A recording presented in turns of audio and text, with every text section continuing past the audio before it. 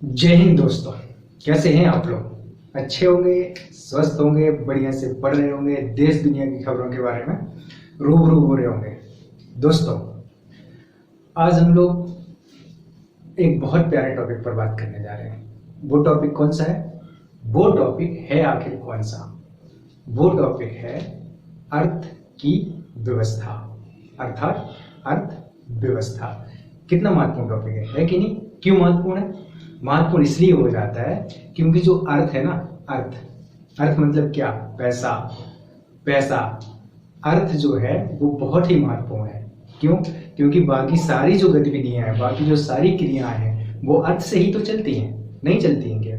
देखो, दूसरी बात, हमारे जो 4 पुरुषार्थ माने जाते हैं, अर्थ, काम, धर्म, मोक्ष, माने जाते हैं कि नहीं माने जाते?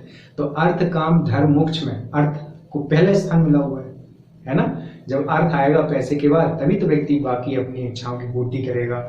फिर अर्थ, काम, धर्म, फिर धर्म के काम करेगा, है ना? जब पैसा आएगा तभी तो धर्म के काम करेगा। पैसा नहीं होगा उसके पास तो कैसे वो अपनी न तो जरूरतों को पूरी कर पाएगा, ना अपनी इच्छाओं को पूरी कर पाएगा, तो धर्म के काम कैसे पूरे होंगे? तो धर्म के काम करेगा तब जाकर के मोक्ष की ओर बढ़ेगा। तो अर्थ देखो कितना महत्वपूर्ण है। ऊपर से हमारे चाणक्य है, चाणक्य साहब है। 1 मिनट। ओके, ऊपर से जो हमारे अर्थशास्त्र के रचयिता है, कौन? 1 मिनट, बस। जो हमारे अर्थशास्त्र के रचयिता है कौन है? थोड़ा सा कैमरा ऐसे हो रहा था इधर उधर। जो हमारे अर्थशास्त्र के रचयिता है कौन है? चाणक्य, जिनको हम विष्णुगुप्त भी कहते हैं। उन्होंने भी विष्णुगुप्त कहते हैं ना तो उन्होंने भी क्या कहा है? किसके बारे में? अर्थशास्त्र के बारे में। भूलो मत, अर्थशास्त्र की बात चल रही है। उन्होंने क्या कहा अर्थशास्त्र के बारे में? उनका जो अर्थशास्त्र था, उन्होंने बताया कि अर्थ की व्यवस्था कैसे होगी आखिर। तो अर्थशास्त्र आखिर है क्या? देखो, किसी भी परिवार को चलाने के लिए, घर को चलाने के लिए सबसे जरूरी चीज क्या है? पैसा। पैसा आएगा, प्राथमिक जरूरतें पूरी होंगी, तब जाकर के फिर हम द्वितीय जरूरतों के बारे में सोचेंगे कि पहले हमारी रोटी, कपड़ा, मकान, घर, इन सारी चीजों की जरूरत पूरी तो हो जाए। तो अर्थव्यवस्था को आप सीधा सा ऐसे समझ लो कि जो पैसा है ना, वो केंद्र में है। भैया, पैसा ही तो केंद्र में है। बाकी जब पैसा आएगा तब उससे फिर सारी गतिविधियां चलनी प्रारंभ हो जाएंगी कि नहीं हो जाएंगी? तो अर्थव्यवस्था केंद्र में है और बाकी हमारे पास जितने संसाधन हैं, उन संसाधनों का सदुपयोग करना, बेहतर से बेहतर उपयोग करना, पैसे को केंद्र में रखकर। कोई राष्ट्र आज सबसे समृद्ध क्यों है? क्योंकि उसके पास पैसा है। जैसे अमेरिका है। अमेरिका वर्ल्ड का नंबर 1 कंट्री है इकोनॉमी के पर्सपेक्टिव से, और हर पर्सपेक्टिव से भी। तो जब इकोनॉमी के पर्सपेक्टिव से वो नंबर 1 कंट्री है, तो क्यों? क्योंकि उसके पास संसाधन है अच्छे और संसाधनों का बेहतर उपयोग है। इसलिए उसकी जहां इकोनॉमी है 20 ट्रिलियन डॉलर के आसपास है, और वहीं अमेरिका, ये अपना चाइना जो है, अपना जो चाइना है उसका 18 ट्रिलियन डॉलर के आसपास है। और भारत की देखो कितनी ट्रिलियन डॉलर है, 2.5 ट्रिलियन डॉलर के आसपास है। हमें 5 ट्रिलियन इकोनॉमी बनाना है कि नहीं बनाना है? तो अर्थ जो है वो केंद्र में। अगर किसी के पास बहुत ज्यादा पैसा है तो बहुत ज्यादा इन्वेस्टमेंट करेगा। काय पे करेगा? स्वास्थ्य पे करेगा, शिक्षा पे करेगा, इंफ्रास्ट्रक्चर डेवलपमेंट पे करेगा। अर्थात वो सड़क बनाएगा, वो रेलवे पर खर्च करेगा, वो बंदरगाहों पर खर्च करेगा, वो एनर्जी पे खर्च करेगा, सोलर प्लांट पे खर्च करेगा, जगह जगह खर्च करेगा। तो अर्थव्यवस्था का सीधा सा कंसेप्ट आप याद रखो कि पैसा केंद्र में है, और पैसे से जुड़ी हुई जितनी भी गतिविधियां हैं सब अर्थव्यवस्था में काउंट की जाएंगी। जहां से भी पैसा आ रहा है, आप देखो एक परिवार है तो वो कुछ ना कुछ तो कर रहा है ना, कुछ ना कुछ कर रहा है। वो किसी ने अपनी पसंद की दुकान खोल रखी, किसी ने अपना बगीचा लगा रखा। गांव में आप देखते हैं तो फल फ्रूट्स की खेती कर रहे हैं कुछ लोग सब्जी की खेती कर रहे हैं, कुछ लोग अपना पशुपालन कर रहे हैं कि नहीं कर रहे? कुछ लोग अपना खेती किसानी कर रहे हैं। तो इसको हम प्राथमिक क्षेत्र बोलते हैं। उसको जब हम अर्थव्यवस्था के सेक्टर देखेंगे तब देखेंगे। लेकिन हमारा जो तात्पर्य है बताने का वो ये कि लोग काम तो कर रहे हैं। जब काम कर रहे हैं तो उनको वहां से पैसा मिल रहा है। तो जो पैसा मिल रहा है उसको कहाँ देख रहे हैं हम? इकोनॉमी में देख रहे हैं, अर्थव्यवस्था में देख रहे हैं। क्योंकि जो वो पैसा आ रहा है वो पैसा फिर कहाँ जाएगा? किसी वस्तु को खरीदने के लिए जाएंगे हम दुकान में। जब वस्तु को खरीदने के लिए जाएंगे दुकान में तो वो वस्तु बनेगी। जब वो वस्तुएं बनेंगी तो वहां पे लोगों को रोजगार मिलेगा तो ये चक्र चलता जाएगा। तो अर्थव्यवस्था में सबसे पहले हम क्या देखते हैं कि आर्थिक गतिविधियों का अध्ययन करते हैं। और अर्थव्यवस्था माइक्रो भी होती है और मैक्रो भी होती है। माइक्रो मतलब छोटी जगह का अध्ययन करना, जैसे एक परिवार की, जैसे कोई भी एक परिवार है या कोई घर है, वो उसकी आप अर्थव्यवस्था देख लो, उसकी कितनी आय है, उसका कितना व्यय है, उसके कितने खर्चे हैं, है ना, उसकी कितनी सेविंग है, आय है, व्यय है, सेविंग है, ये सारी चीजें निकाल लो। घर में 4 लोग हैं तो 4 लोग कमाते हैं तो कितनी इनकम होती है, फिर उनका खर्चा कितना है, फिर खर्चा कहाँ होता है, ये सारी चीजें देखी जाएंगी। तो ये माइक्रो लेवल का हो गया, है ना। उस व्यक्ति की आय क्या है, तो फिर हमारी पर कैपिटा इनकम, वैसे हमारी राष्ट्रीय इनकम, तो उस परिवार की आय क्या है, तो ये माइक्रो लेवल है। मतलब छोटे स्तर पर इन सारी गतिविधियों का अध्ययन करना माइक्रो इकोनॉमी है। लेकिन वहीं बृहद स्तर पर जैसे किसी राज्य की इकोनॉमी देखनी है, मान के चलो उत्तर प्रदेश की जीएसडी मतलब जो जीडीपी देखनी है हमको, तो पूरे उत्तर प्रदेश का अध्ययन करना पड़ेगा ना। फिर पूरे भारत की हमको जीडीपी निकालनी है कि कितना भारत के पास आय है, कितना व्यय है, उसके बाद कितने खर्चे हैं, है ना, खर्चे हैं और कहाँ कहाँ से चीजें आ रही हैं, संसाधनों का हम कैसे उपयोग कर रहे हैं, कैसे दोहन कर रहे हैं, सर्विस सेक्टर क्या है, उद्योग सेक्टर से कितना आ रहा है, प्राइमरी सेक्टर से कितना आ रहा है। ये जब बहुत व्यापक स्तर पर जब हम लोग अध्ययन करेंगे तो वो माइक्रो इकोनॉमी हो जाएगी। तो अर्थव्यवस्था में सबसे पहले आप 4 चीजें देखेंगे। क्या? उत्पादन। ये स्केच कहीं पे बन रही है, आप सोचेंगे कि मैं हमेशा स्केच कोई पकड़ लेता हूँ, ब्रह्म के लिए भी, परमपिता परमेश्वर के लिए भी और यहाँ इकोनॉमी के लिए भी स्केच दिखाने लगता हूँ। क्या करूँ एग्जाम्पल के लिए, मेरे पास यही तो स्केच है। तो देखो, मान के चलिए इसका प्रोडक्शन हो रहा है, कहीं पर हो रहा है, प्रोडक्शन हो रहा है, तो उत्पादन हुआ कि नहीं हुआ? उत्पादन हुआ। तो इसका उत्पादन जब हो रहा है, ये जब बन गई स्केच, तो इसका वितरण होगा कि नहीं होगा? मतलब इसको कहीं पे भेजेंगे ना, अब हम लोग हाथ में ले रखे इसका उपयोग कर रहे कि नहीं, तो इसका वितरण हुआ। तो वितरण कहाँ से होगा? गाड़ी से होगा, गाड़ी लेकर के जाएगी, तो परिवहन हुआ। तो जब गाड़ी इसको लेकर के जाएगी, तो कोई खरीदने वाला भी तो है। हाँ, हम लोग है ना खरीदने वाले, हम लोगों ने इसको खरीदा ना, तो खरीदा तो हम इसका उपयोग कर रहे कि नहीं कर रहे? जब हमने इसको खरीदा तो क्या किया हमने उपभोग किया, कंजम्पशन किया। जब कंजम्पशन कर लिया तो हमने उसको क्या दिया? पैसा। क्या लिया? स्केच। ये 4 चीजें आप अर्थव्यवस्था में हमेशा देखेंगे। उत्पादन, वितरण, विनिमय, उत्पादन, वितरण, विनिमय और उपभोग। उपभोग के लिए उपभोक्ता है और उत्पादन के लिए उत्पादक है। बनाने वाला है तो खरीदने वाला भी है। इतनी बात क्लियर हो गई। ये सारी चीजें अर्थव्यवस्था में अध्ययन इन सारी चीजों का किया जाता है। उसी को कहते हैं हम होल पर्सपेक्टिव से इन सारी चीजों को हम समझते हैं। देखो आप अर्थव्यवस्था, ये देखो अर्थव्यवस्था, अर्थ को केंद्र में रखकर अपने संसाधनों का बेहतर से बेहतर अब अर्थ को, पैसे को केंद्र में रखकर, कि हमें बच्चों को वो है जो पैसा नहीं कमाना चाहता, सबको पैसा कमाना चाहता, तो अर्थ को केंद्र में रखकर अपने संसाधनों का, अपनी जमीन का, अपनी जायदाद का, अपने ट्रक का, अपनी मोटरसाइकिल का, अपनी गाड़ी का, जो कुछ भी है तुम्हारे पास, उन संसाधनों का बेहतर से बेहतर उपयोग करना ही क्या है? अर्थव्यवस्था है। अर्थ को कितना तुम अच्छे तरीके से मैनेज करते हो, पैसे को, अर्थ का मतलब पैसे से है, पैसे को तुम कितने अच्छे तरीके से मैनेज करते हो, पैसे से कितना पैसा कमाते हो, उस पैसे से पैसा कमाना ही तो अर्थ की व्यवस्था है कि नहीं? अपने पास मान के चलो जमीन है, संसाधन है कि नहीं है, तो उन संसाधनों का बेहतर से बेहतर उपयोग करेंगे। 4 बीघा जमीन में 8 बीघा जमीन खरीद सके हम, उस 4 बीघा से भी हम 16 बीघा कर सकें। ये अर्थ का उपयोग है कि अपने बेहतर से बेहतर संसाधनों का बेहतर से बेहतर उपयोग करके अर्थव्यवस्था को आगे बढ़ाया जाए। क्लियर? देखो, अगर कोई के पास पैसा है तो वो क्या करेगा बेटिया? अगर किसी के पास पैसा है तो इन्वेस्ट करेगा। क्या करेगा?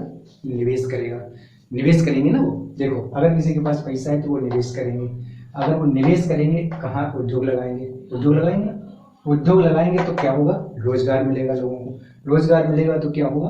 पैसा मिलेगा। और जब वो पैसा आएगा तो उसको हम कहाँ खर्च करेंगे? स्वास्थ्य पे खर्च करेंगे, शिक्षा पे खर्च करेंगे, है ना, अपनी जरूरतों को पूरा करने पे खर्च करेंगे, शिक्षा पे, स्वास्थ्य पे, आवास पे, इन सब चीजों पे पैसा खर्च करेंगे। तो इनसे क्या होगा? सामाजिक विकास होगा। जब सामाजिक विकास होगा तो समाज में कौन रहता है? हम और आप रहते हैं। हमारा विकास होगा। जब हमारा विकास होगा तो जो मानव अभी काम नहीं कर पा रहा है वो मानव संसाधन बनेगा कि नहीं बनेगा? जो मानव काम नहीं कर पा रहा है, शिक्षा आएगा, उसके पास अच्छा स्वस्थ होगा, उसके पास स्किल आएगी तो वो काम करेगा। जब वो काम करेगा तो उसके पास फिर रोजगार आएगा। जब उसके पास फिर रोजगार आएगा तो उसके पास फिर पैसा आएगा। और जब पैसा आएगा तो सामाजिक विकास होगा। क्लियर? सामाजिक विकास होगा। शिक्षा पे, स्वास्थ्य पे, उसकी तार्किकता बढ़ेगी, बौद्धिकता बढ़ेगी, चीजों को मल्टी पर्सपेक्टिव से वो सोचना स्टार्ट कर देगा। तो ये चीजें बढ़ेंगी कि नहीं बढ़ेंगी? बिल्कुल बढ़ेंगी। तो इससे सामाजिक विकास होगा तो आर्थिक विकास स्वाभाविक है, होगा कि नहीं होगा? बिल्कुल होगा। और आर्थिक विकास होगा तो सामाजिक विकास होगा। एक दो वर्ड्स होते हैं, आर्थिक विकास, आर्थिक समृद्धि। समृद्धि में जैसे ये देखा जाता है कि 2 रुपए से 4 रुपए हो गए, और विकास में ये देखा जाता है कि व्यक्ति का सामाजिक, आर्थिक, राजनीतिक विकास कैसे हुआ, उसका आध्यात्मिक विकास, एजुकेशनल विकास, बौद्धिक विकास, हर तरीके से देखा जाता है, तो उसको आर्थिक विकास कहते हैं। यहाँ तक कोई दिक्कत नहीं है, हमने समझ लिया कि एक अर्थव्यवस्था में 4 चीजें होती हैं, उत्पादन, वितरण, उपभोग और विनिमय। मान के चलो एक एग्जाम्पल दे रहा हूँ, किसी व्यक्ति ने बिस्किट, उसके पास अच्छा खासा पैसा था, उसने क्या किया, बिस्किट की फैक्ट्री डाल ली, गुड डे, ब्रिटानिया, कुछ भी, बिस्किट की फैक्ट्री डाल ली। जब उसने बिस्किट की फैक्ट्री डाल दी तो उसने वहां पे इंडस्ट्री लगाई, उसको सबसे पहले जमीन खरीदना था, जमीन खरीद ली, फिर उसको कच्चा माल चाहिए था, मतलब आटा चाहिए था, चीनी चाहिए थी, तेल चाहिए था, जो कुछ भी चाहिए था बिस्किट बनाने के लिए वो मिल गया। फिर उसको रोजगार करने के लिए लोग चाहिए थे, श्रमिक चाहिए थे, जो सिर्फ सस्ते श्रमिक चाहिए थे, श्रमिक भी मिल गए। जब वो श्रमिक मिल गए तो अब उसको क्या चाहिए, जल चाहिए, जल भी मिल गया, संचार की व्यवस्था चाहिए, संचार की व्यवस्था मिल गई, बिजली चाहिए, बिजली भी मिल गई, अब उसको मार्केट चाहिए, मार्केट भी मिल गया। अब जब ये सारी चीजें मिल गई तो उसका उद्योग चलने लगा। जब उसका उद्योग चलने लगा तो अब उसने बिस्किट बनाई, अब स्केच का एग्जाम्पल नहीं दे रहा हूँ, अब उसने क्या किया, बिस्किट बनाई।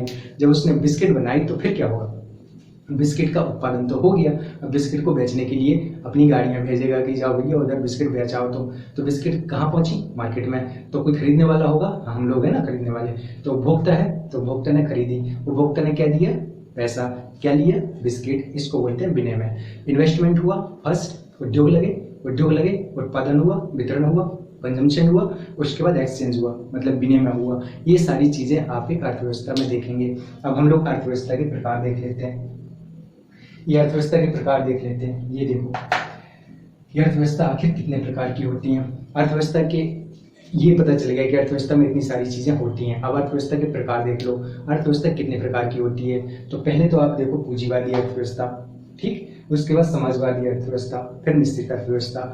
ये सरकार के स्तर पर है 3 अर्थव्यवस्थाएं, पूंजीवादी, समाजवादी और मिश्रित अर्थव्यवस्था।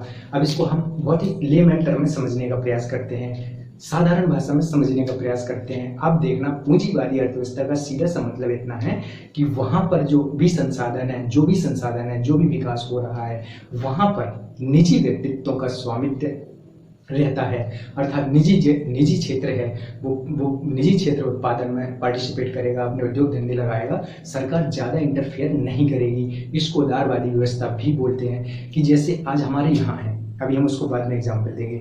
तो इतना आप समझ लो कि जो संसाधन है उन पर निजी व्यक्तित्वों का भी स्वामित्व रहता है, सरकार ज्यादा इंटरफेयर नहीं करती है, बाजार है, डिमांड एंड सप्लाई के अनुसार वस्तुओं का रेट निर्धारित होता है, और वहाँ पूरी स्वतंत्रता होती है लोगों को कि अपना जितना उत्पादन कर सको, जितने उद्योग धंधे लगा सको लगाओ, सरकार ज्यादा इंटरफेयर नहीं करेगी। जो भी निजी क्षेत्र है, जैसे निजी क्षेत्र क्या होते हैं, आज अपने जैसे रिलायंस है या जैसे टाटा है, ये क्या कर रहे हैं, निजी क्षेत्र में है क्या, सरकार है क्या, नहीं, उत्पादन कर रहे कि नहीं कर रहे, कर रहे हैं। अब समाजवादी अर्थव्यवस्था क्या होती है, समाजवादी अर्थव्यवस्था में सरकार ज्यादा इंटरफेयर करती है, उत्पादन क्या होगा, कितना होगा, कैसे होगा, कितना टैक्स लगेगा, कितना टैक्स नहीं लगेगा, सारी चीजें निर्धारण कौन करता है, सरकार निर्धारित करती है। कितना उत्पादन होगा, कैसे उत्पादन होगा, सर जो बड़े बड़े उद्योग धंधे हैं सब पर नियंत्रण सरकार का ही रहता है। सरकार पॉलिसी बनाती है, सरकार वस्तुओं के रेट निर्धारित करती है और फिर बाजार पर कंट्रोल करती है। ये सारी चीजें कहाँ मिलेंगी देखने को, समाजवादी अर्थव्यवस्था में। अभी हमने 2 अर्थव्यवस्थाएं देखी, पूंजीवादी, एक समाजवादी।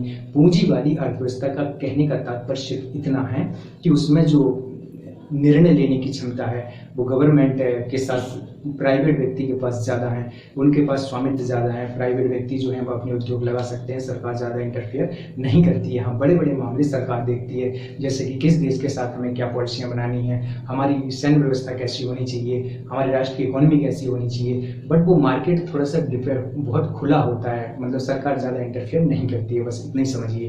और भारत की अर्थव्यवस्था कैसी अर्थव्यवस्था है, जो भारत की अर्थव्यवस्था है उसको आप देखो कैसी अर्थव्यवस्था है, पूंजीवादी है कि समाजवादी है, आप बताओ।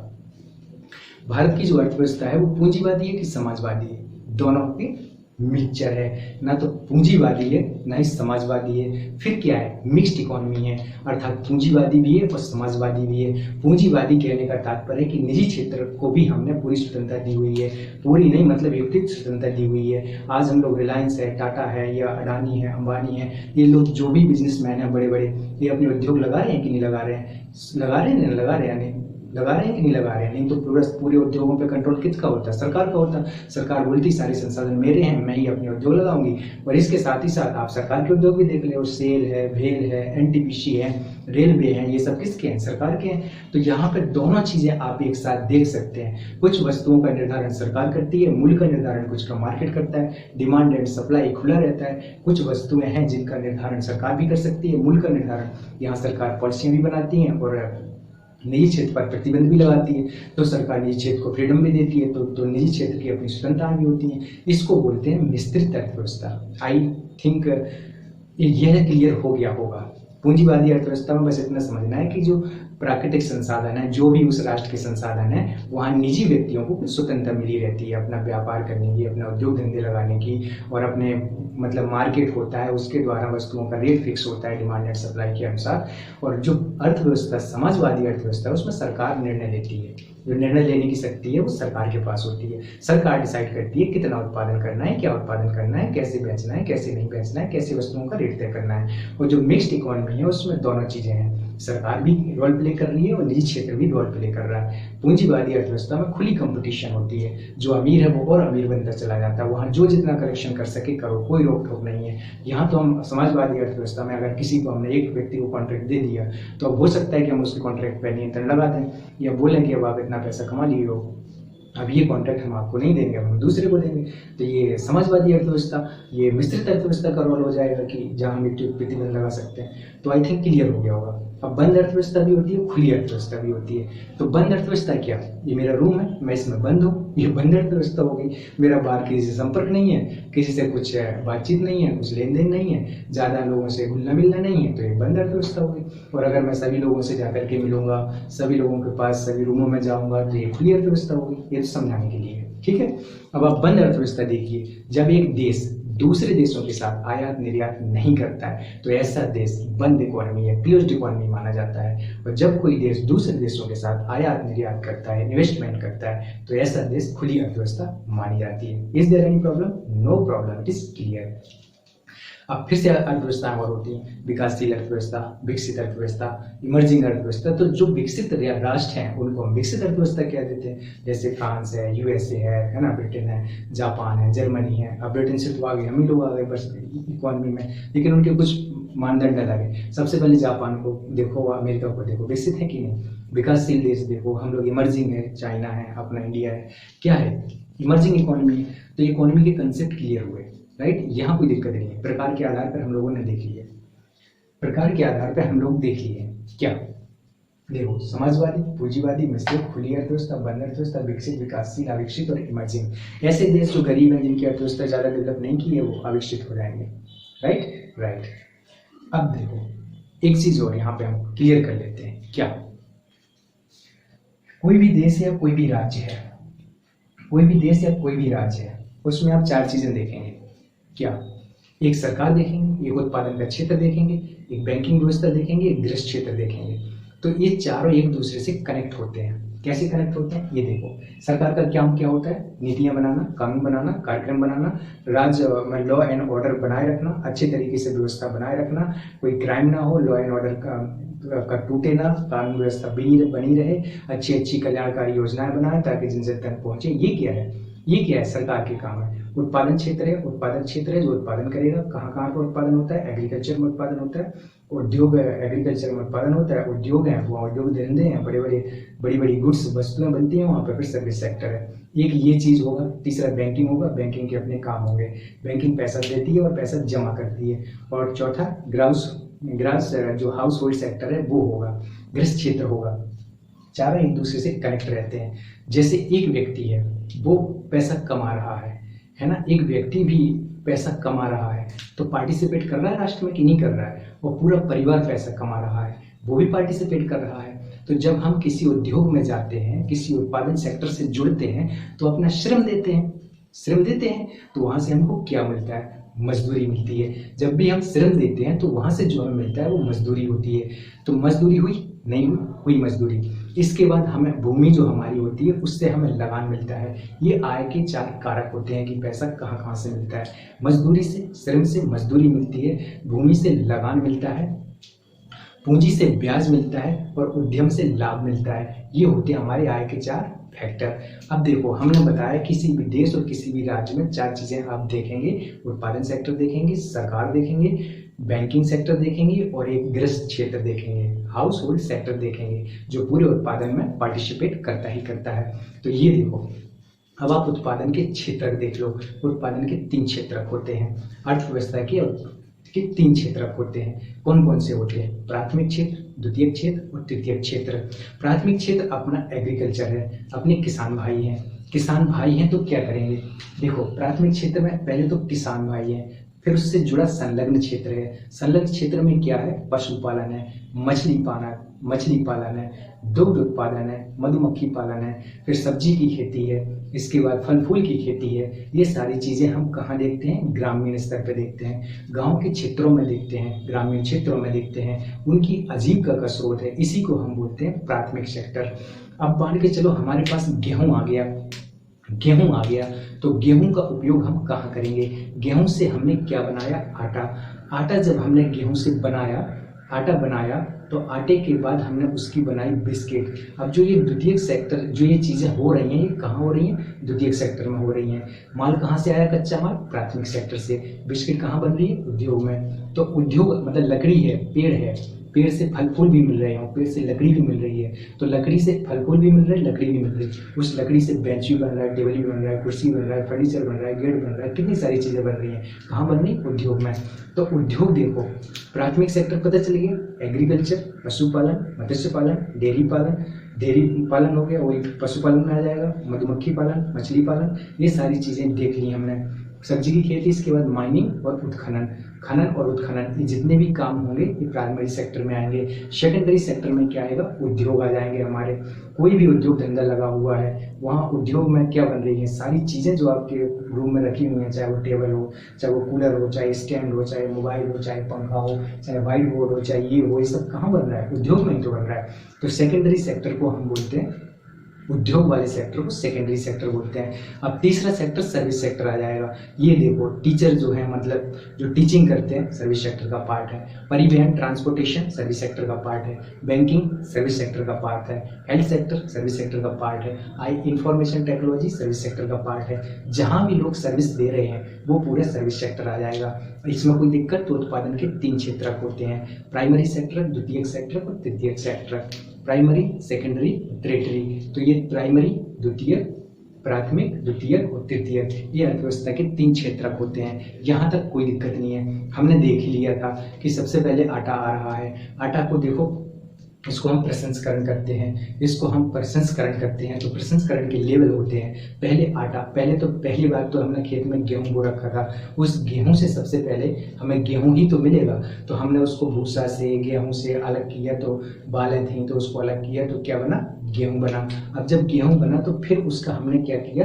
फिर से उसका हमने प्रसंस्करण किया, तो फिर उस गेहूं से आटा बना, और फिर हमने उसका और प्रसंस्करण किया, तो उसी आटे से हमने उसमें थोड़ा चीनी डाली, कुछ और प्रोडक्ट डाले, हमने उसको बना दिया बिस्किट। अब ये कंप्लीट हो गया पूरा बिस्किट का पैकेट। अब आप इसको खा सकते हैं खा तो आप गेहूं को भी सकते हैं, नहीं सकते हैं क्या? उसको भी खा सकते हैं।